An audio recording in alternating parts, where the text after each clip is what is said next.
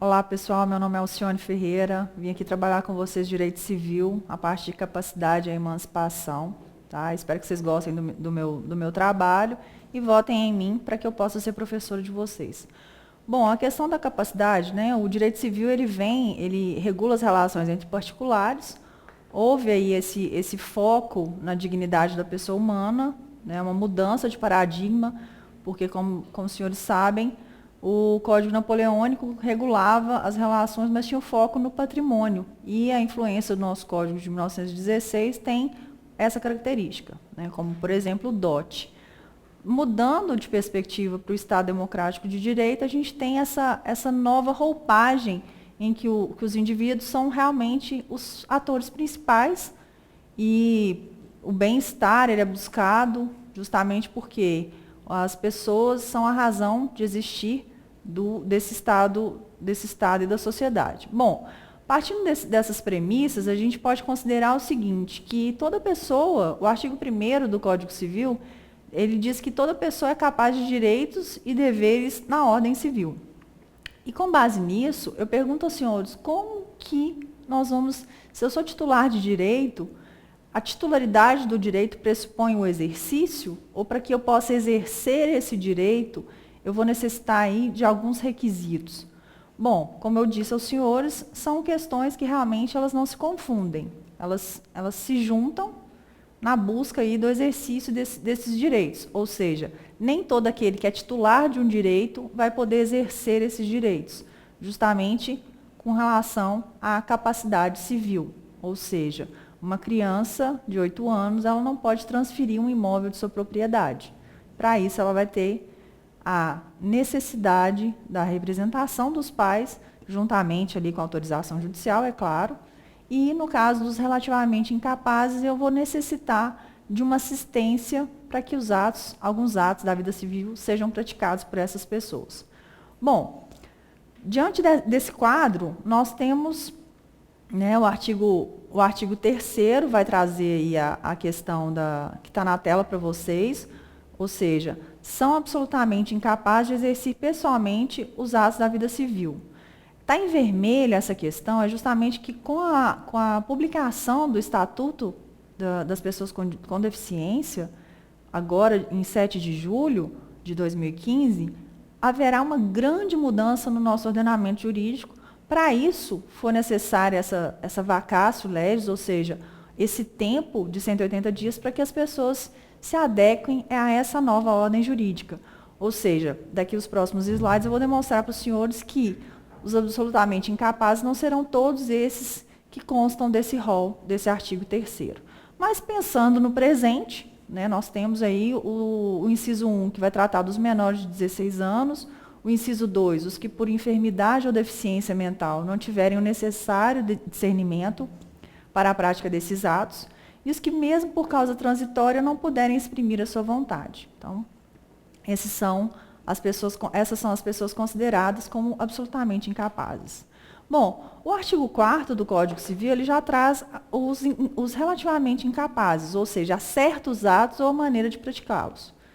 Então, nós temos os maiores de 16 e menores de 18, os ébrios habituais ou os viciados em tóxicos, e os que, por deficiência mental, tenham o discernimento reduzido e os excepcionais sem o desenvolvimento mental completo. E, por fim, os pródigos, está em vermelho justamente, que estão relacionados a essas alterações legislativas, ok? O parágrafo único trata aí dos índios, mas os índios eles têm o Estatuto do Índio que vai regular aí a sua incapacidade. Bom, com relação à nova redação, ou seja, essa Lei 13.146, que vai ser fortemente cobrada nos próximos certames, ela vem alterar e ela vem reconhecer e incluir as pessoas com deficiência como absolutamente capazes. Ou seja, são pessoas que podem praticar os atos da vida civil. É claro que se houver algum motivo que necessite de uma assistência, ou seja, vai poder sim haver a interdição dessas pessoas, mas parcialmente, ok? Então, inciso 1, inciso 2, inciso 3 do artigo 3º foram revogados, E as alterações foram justamente a retirada das pessoas com deficiência e os excepcionais do rol das pessoas relativamente incapazes, ok? Bom, a incapacidade psíquica, ela também, né, como eu já havia falado, por hora ela continua como sendo uma causa de incapacidade, e agora nós temos a cessação da incapacidade.